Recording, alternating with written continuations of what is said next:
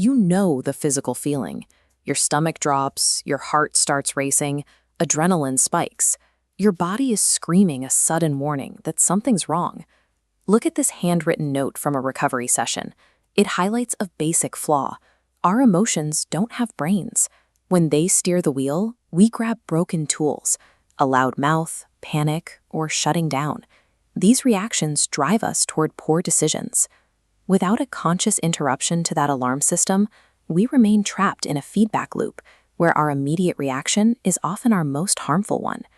To understand how high the stakes can get, we have to look at an environment where impulse is a matter of life and death. This is Kensington, a neighborhood in Philadelphia known for extreme vulnerability and active substance use. A recovery facilitator named Valerie was doing fieldwork here, sitting on the sidewalk offering help to a woman in distress. Suddenly, the woman pulled out a crack pipe and started smoking. Valerie's stomach instantly dropped.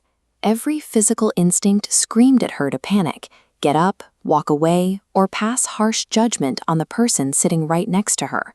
But she overrode that instinct. In real time, she reminded herself of her actual purpose for being there. The hope she brought was bigger than the drug right in front of her. We cannot stop the world from throwing extreme, unpredictable stressors at us, but we can build a structural system to pause, process, and struggle well, instead of just reacting blindly. This flowchart maps the mental system. A chaotic trigger hits, you pause to identify it, and map a route to a wiser choice. That split-second pause between naming the trigger and reacting is where true human agency lives. But to use that window, you have to prepare beforehand. You have to preload your tools, choosing positive affirmations or physical coping strategies long before a crisis ever hits. You wouldn't bring a paintbrush to get a haircut. In the same way, you shouldn't bring raw anxiety or anger to a delicate crisis. Look at the bottom of this session document. It highlights a technique called erase and replace. This is the active, deliberate work of identifying negative self-talk and pruning it out of your mind. Internal regulation isn't ignoring feelings. It's matching tools to triggers to reclaim your own mind. Once you have a grip on your own mind, the challenge moves outward. This is a real recovery classroom where participants learn how to manage conflicts with other people in shared spaces. These notes ask a vital question. What is the cost of being right in a relationship? If you corner and embarrass someone, triggering their defenses to win an argument, you haven't won. You've damaged the relationship, a strategic loss. Instead, the class teaches the third possibility. If you're not entirely right and they aren't entirely right, it's highly likely neither of you has the full picture. The goal shifts from scoring points to finding the correct information together. To maintain this balance, you have to build rigid boundaries. Notice this rule from a house manager on the right side of the page. He schedules exactly 1 hour a day for residents to air their grievances. Outside of that window, the boundary holds firm.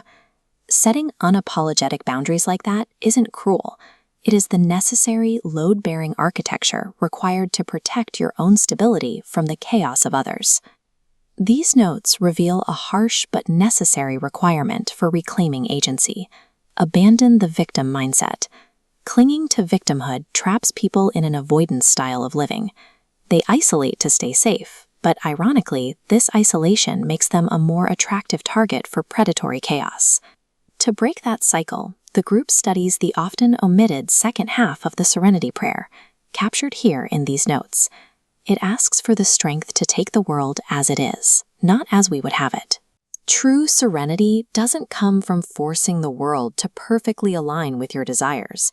It comes from the Stoic acceptance of a deeply flawed reality. That brings us to what a healed life actually looks like.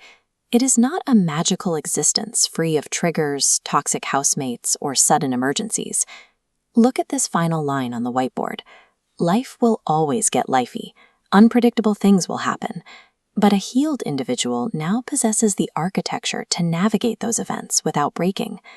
The goal isn't escaping the cocoon's pressure. It's learning to navigate struggle without reverting to the habits that once held you hostage.